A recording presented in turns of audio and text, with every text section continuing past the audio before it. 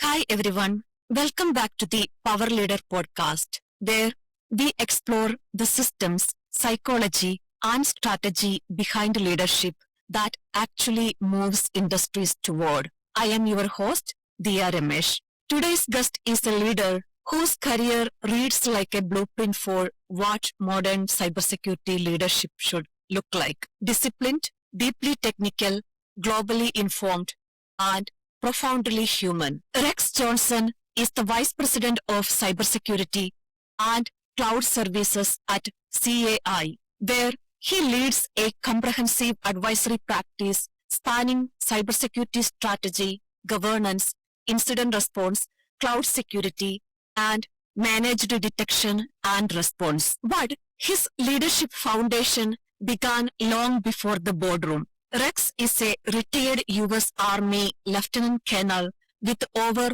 30 years of service, including command roles, overseas deployments, and graduation from both Ranger and Airborne schools. Experiences that forged his ability to lead in high stakes, mission critical environments where clarity, integrity, and decisiveness are non negotiable. Across his civilian career, Rex has shaped cybersecurity programs at some of the most respected consulting firms in the world, such as Deloitte and Capgemini, building and scaling practices, leading digital forensics and incident response operations, and advising Fortune 500 and critical infrastructure organizations on enterprise and resilience. He is not only a practitioner but a contributor to the profession itself. Rex is a multi-year exam writer for the CISSP certification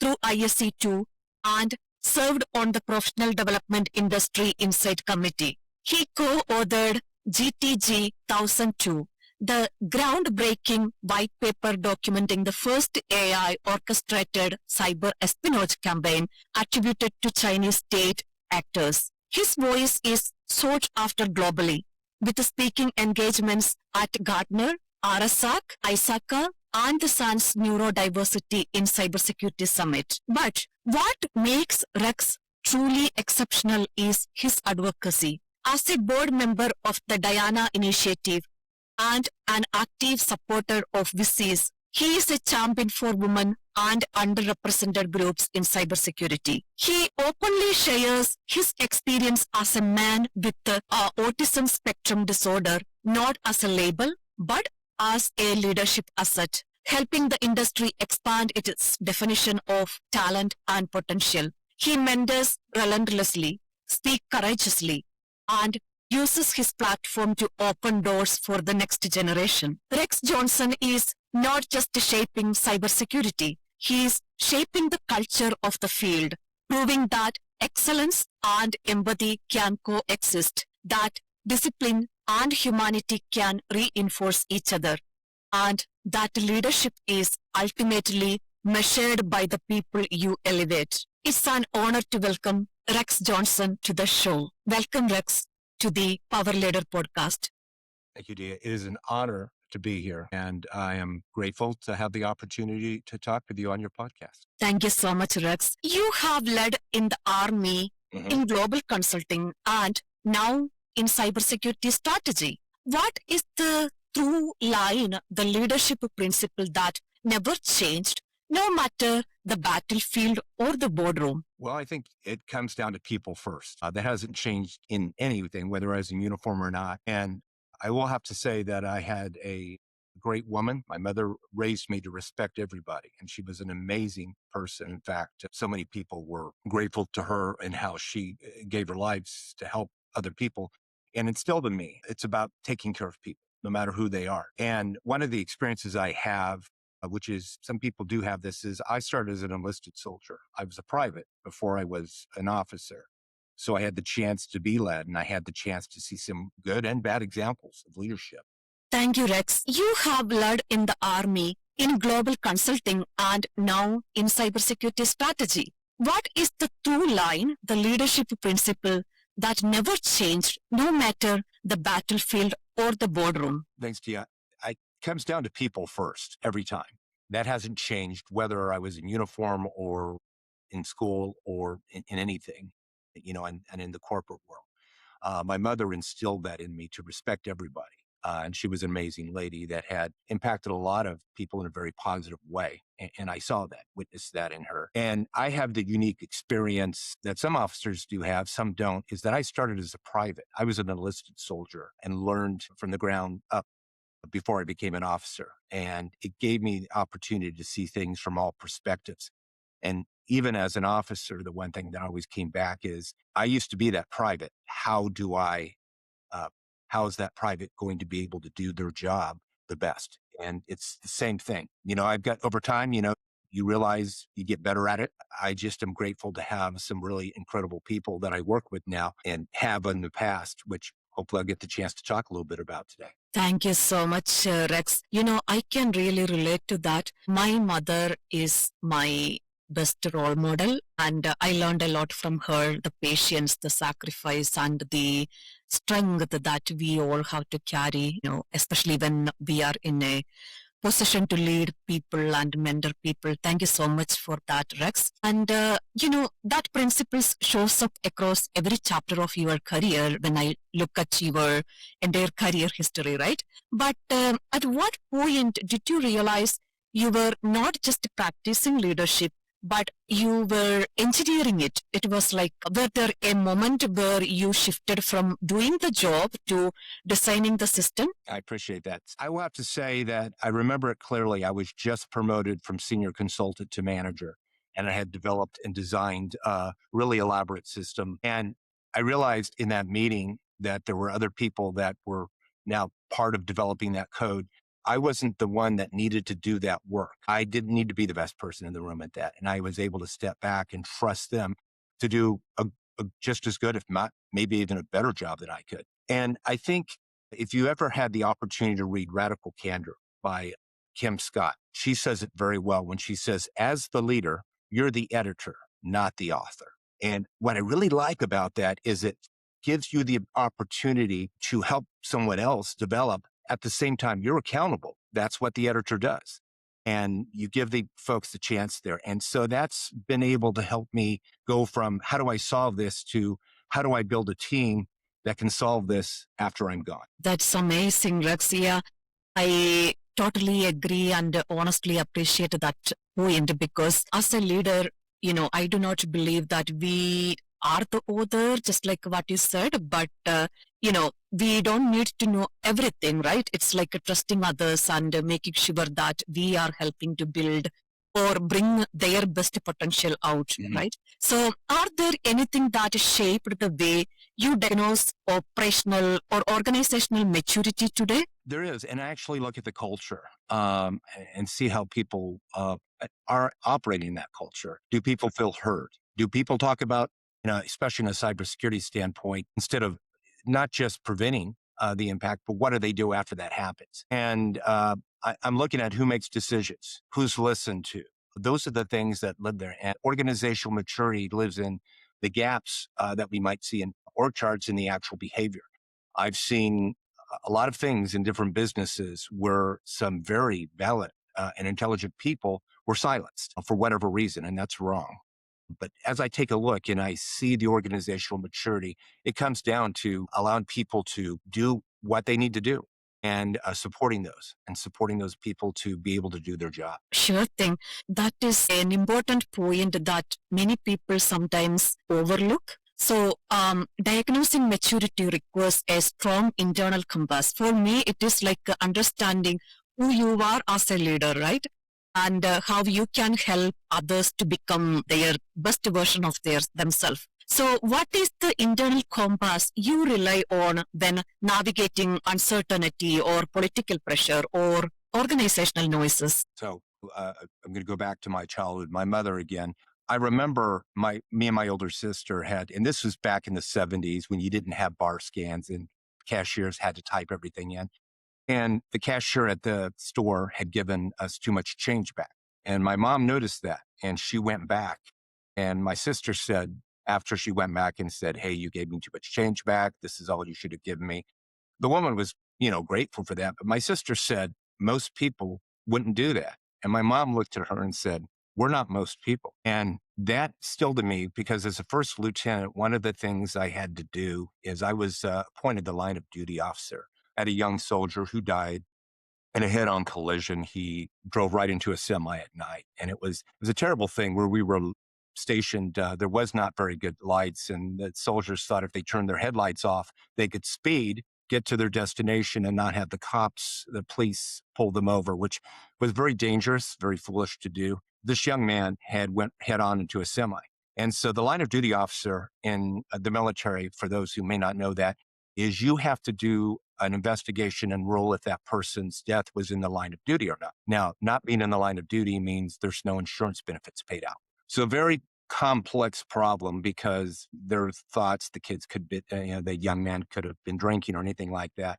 Mhm. And I sat there and thought, can I look this kid's parents in the eye and tell them they're not going to get anything out of this? And I thought, so I really thought about it. But then I found there was a third option rather than in duty or out of duty. I could rule inconclusive evidence, which Okay. defaults to the line of duty. And I did that. I turned my paperwork in to a very frustrated major that wanted this rubber stamped and done. And I said, sir, that's my ruling. And according to the Uniform Code of Military Justice, my ruling will stand. So the kids' parents got the insurance. And that was, to me, a way that you look at really doing the right thing and still abiding by the rules and guidelines that you have. Rex, actually, you're making me cry because I truly, truly respect people like that. There are very few people that who truly stay with the truth, stand for the truth and justice.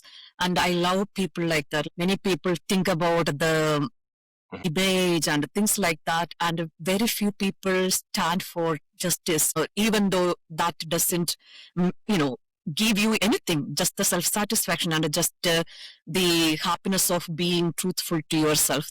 Thank you, Rex, for that. And I believe everybody who is watching this will understand and appreciate the importance of being truthful and importance of, standing for the justice for the underrepresented or for the people who need support. Rex, you have led teams across continents in crisis, just like the experience what you mentioned. What have you learned about the psychology of trust and how leaders either build it or destroy it? Well, trust is built in small moments and can be destroyed very easily by ego or anger. I'll share a couple examples. One is when I was a cadet, one of the things that was big is there's supposed to be this party that your class leader, which was generally a major, would have where they would announce your branch. Now, your branch in the Army is your job. It's like you're going to be infantry and armor, military intelligence. That's going to be the job you're going to have. And as officers, we choose the top four and they tell us what we get. So I was cleaning the office and I accidentally saw my branch. And I had mentioned to one of the other instructors that, hey, looks like I'm going to go to field artillery. And when my class commander found out, he was furious. He came to me and uninvited me to the branching party at his house and said, you will not attend that. And I felt pretty bad about that. And I tried to a couple days later come and smooth things over, but he was pretty firm that I did this intentionally, maliciously. And I said, sir, I did not do that. And it was really too bad because later in my career, when he reached out to me, I really didn't feel like talking to him. And he didn't understand that moment. Now, I've been on the other side of that, Dia, as well. I remember one time when was working on a proposal and I had a really good person that was supporting us administratively and we got along really well. But then I noticed she started to give me cold stares and she wasn't friendly to me. And I was wondering what happened. And this went on for some time, almost a year. Mhm. And it made it me not wanting to go to her and have her do the administrative things she needed to do. And it got to the point that it got the attention of the director and he pulled us in together. And I said, we used to get along so well. What happened? And she told me that there was a proposal that we were working on. And there was a lot of partners on that call, and she was the admin support for that. And something happened that something didn't get done. I lost my cool and I snapped at her. And that moment destroyed our professional relationship. And I Sure. take full ownership for that. Mm. Had I just held on and not lashed out at that moment, and it was only a brief second that I did it, but the hurt of the impact, that echoes with me today because I remember anytime I get frustrated at someone, I remember that. And so much damage was done from that that I have to take responsibility for it. Mm-hmm. So I remember that when I get frustrated at folks or at situations and realize it's best to take it out in the gym and not on a person. But that always brings me back to center. And I am just so sorry that I allowed my anger to cause it to happen. And I take full responsibility for that professional relationship deteriorating. It is all on me. Yeah, that reminded me a lot of stuff, Rex. I am also a mentor. I listen to few people's experiences and try to help them as much as I can. And speaking of trust, many organizations operate on flawed assumptions. For example, some leaders believe that trust can be rebuilt with so many messaging, such as tech talk styles, slide deck presentation, and culture campaigns, or they assume their role automatically grants credibility, right? But in reality, a title without governance discipline creates positional authority without moral authority, right? You're right.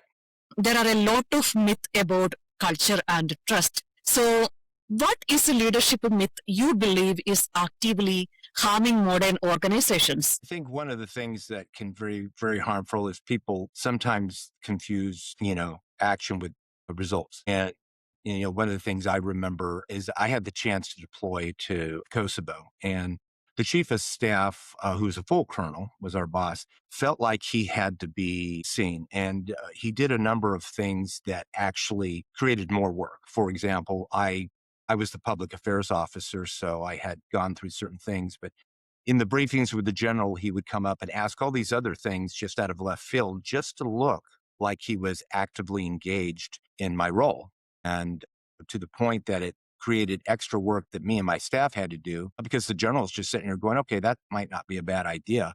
And it wasn't really necessary. And he was covering up a lot of things he didn't understand. And so I think what you have to keep in mind is, where we are now. In the 90s, I was the technical whiz kid that everybody went to and came to. But I got older, and there are people that do it better than me now. And right now, we've got bigger problems. We got nation state actors, and we need a different caliber of operator. And now it kind of comes back to me being someone who needs to enable those skills, make sure people are doing their job, but also being able to make sure they have that. And I've had them come to me and say, we need these tools to do this. We don't have all the right equipment. I'm like, well, I need to find a way to get that equipment paid for because you guys got a job to do. That happened when we did a pen test for the entire theme parks of Disney. We got the assignment and we didn't have the equipment. And one of the things we had to do is we had to figure out how to get that equipment. My higher headquarters said, well, that's going to cost money. So we actually made the call to take the profitability out of our own engagement to buy the tools. So I took a cut on margin, but my team did a darn good job. No, they did a fantastic job. So I took a little hit on margin, but we did a great job. Disney was happy and we got to keep the tools afterwards. Very cool. Yeah, that is shaping the industry, right? Part of shaping the team, shaping the industry, shaping cybersecurity governance, and how do we approach that? So, what do leaders still misunderstand about cyber risk? Not technically, but strategically from your point of view. I think a lot of leaders still see cybersecurity as a function of IT. Okay. And they see it as a cost. Well, we're starting to see more leaders adapt it as a function of risk. And it's at the intersection of your people, your processes, and your technology. A lot of companies get breached even with the best tools. And the thing is, though, when you think of cybersecurity as a risk function, you're thinking about not just keeping yourself from being breached. You're about what to do once the breach happens and how you mitigate the impact of that. And the leaders that start doing that and start treating it as a risk function are going to do much better in cybersecurity and mitigating and their own cyber maturity. So, what does that vantage point reveal about the maturity or immaturity of the industry? Well, we spent a lot of, by the way, there's a lot that goes through in writing a questions for the CISSP, and sometimes it can get pretty heated because people like their questions but the one thing I will say about it is that, just like anything else, you can take a test and pass it. But what it does show is that you have the foundational knowledge first. And I think the certifications that you have show that you have the foundational knowledge. Now, knowledge and wisdom are two different things. Knowing how to apply the knowledge that you have. That's the key thing. And the exams, we try to do the best we can in the CISSP exam. You actually may get a question there and you say, well, there's 4 answers here and 2 of them are right. Yeah, that's right. But which one is the best answer for that situation? So we try to do that to simulate more of the real world. We haven't perfected it, but it at least helps us do that and at least provides a little bit more thought behind that certification than just the baseline knowledge. Now, the real world sometimes or actually operates very differently than what you might see on an exam. Yeah. Yeah, I totally agree with that. I also share with my mentees. It is good to have certifications because you will get the baseline knowledge. Real life scenarios might be different. It depends on the industry you go to. It depends on what you have to face, right? Every vulnerabilities are different and things like that. So we talked about incidents and having the most wonderful tool is not enough, right? So what is the most dangerous leadership behavior you see during cyber incidents? Silence at the top when leaderships are not speaking. So one of the things I will tell you is, as a public affairs officer in the Army, I always pulled the generals aside and said, sir or ma'am, bad news needs to come from us first and not CNN. And the reason for that is it shows transparency and honesty and being able to do that. And that was something that the military took some time to learn, because back in the time of Vietnam, that war so long ago, a lot of times the military avoided the press. But what happened in Desert Storm in the 90s is we start bringing the reporters with us. And they saw the humanity behind soldiers. You see now that the military is one of the most trusted forms of part of the U.S. government because of what these people do. And I think a lot of it has to do with that transparency. So I'll tell leaders, you don't be silent during a breach. Mm-hmm. You don't try to hide and cover things up for ego. What is the damage is the damage. What you need to do is show what you're doing about it to help your people, your clients, your customers. Transparency is one of the important leadership asset, but many bosses does not understand the meaning of transparency. They just create slide decks and, create artificial metric at inflated scope because, they want control. And that is not the real leadership means, especially in an industry like cybersecurity, right? So Right. those behaviors, I think, often surface before the transformation even begins. And, looking back to everything what you have done, you have built roadmaps, governance models, and operating frameworks for decades. And what signals tell you an organization is ready for transformation, and what signals tell you it is not?